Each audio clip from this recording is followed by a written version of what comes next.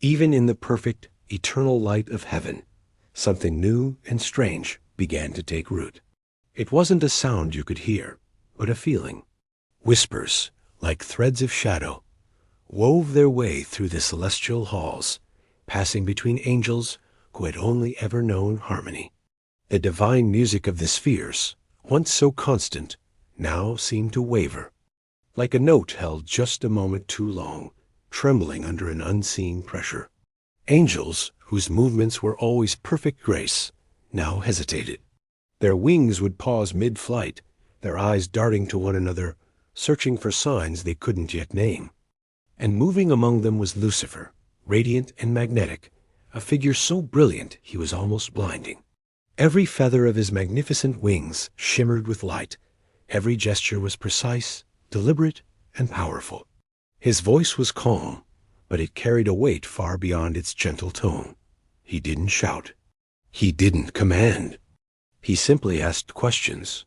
And in a place like heaven, a question could be the most dangerous thing of all. Why must we serve? He would ask softly, his words striking the hearts of the angels like a quiet bell. Why should our own glory be bent beneath another's? Are we not worthy of our own dominion, our own recognition? Why must we limit what we are, what we could become? These words were like sparks, catching fire in the minds of those who heard them. Some angels trembled, feeling a sense of unease for the very first time in their eternal existence. A small seed of curiosity began to grow into something more potent, something forbidden. Could it be true? They wondered in silence. Are we bound by a will that isn't our own? Is our obedience really devotion? Or is it a golden cage disguised as light? The tension became so thick you could almost feel it. The very air of heaven seemed charged, vibrating as if the realm itself sensed the first cracks appearing in its timeless foundation. The great golden gates seemed to shimmer with a silent warning, aware that something unprecedented was stirring within. Angels looked to each other, seeking the reassurance they used to find so easily, but now certainty was fading. The unwavering light they had always trusted suddenly felt fragile, as if it could be dimmed by thought alone. Lucifer's question spread, not in a great flood, but quietly, steadily. This wasn't rebellion yet. These were just whispers of doubt, echoes of curiosity, subtle challenges to an order that had never been challenged. But whispers, repeated over and over, can wear away even the hardest stone of faith. Angels who had once been steadfast now found themselves pulled in directions they couldn't name. Some began to question openly. Others only dared to do so in the secrecy of their own minds. They wrestled with a new, terrifying thought. Was their loyalty to God a true reflection of their devotion? Or was it merely obedience born of habit, tradition, or even fear? And so, a conflict began to stir in their hearts. On one side, admiration for Lucifer's dazzling brilliance and courage. On the other, reverence for God's absolute, unquestionable authority. Some angels tried to resist this pull. They whispered reminders to themselves and to each other. We are servants of God. We are bound to his will. But it was too late. The questions had already taken root. Even the most devout felt the prickle of curiosity, the first stirrings of doubt, and with doubt came hesitation. With hesitation came uncertainty. The very atmosphere of heaven began to shift. The light, once so radiant and constant, seemed to flicker, as if sensing the discord spreading below. For the first time, shadows began to form. Not the dark shadows of evil, not yet, but the subtle, creeping shadows of doubt, stretching and reaching and waiting.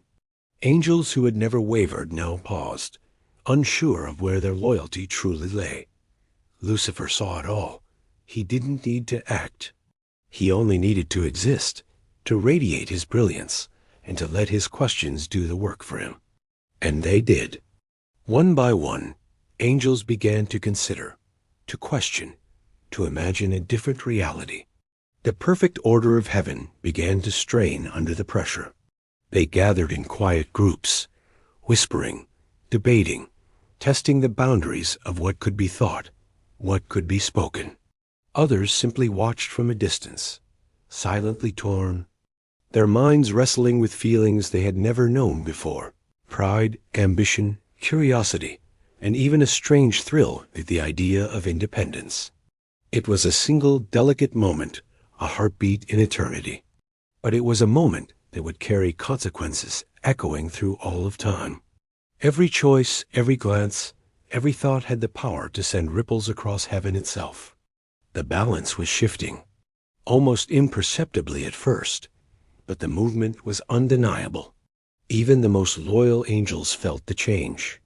The harmony that had defined heaven now quivered under the weight of possibility.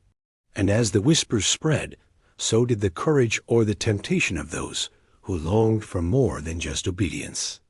Their loyalty, once absolute, was now being tested by the brilliance of a being who dared to question everything. It was in this fragile state, in this charged, electric tension, that the very first seeds of rebellion were sown. Not open defiance, not war, but the quiet, chaotic beginning. The perfect order of heaven teetered on the edge, vulnerable not to force, but to persuasion, to pride, and to the powerful allure of independence. And in that moment, even the most steadfast angels understood something terrifying.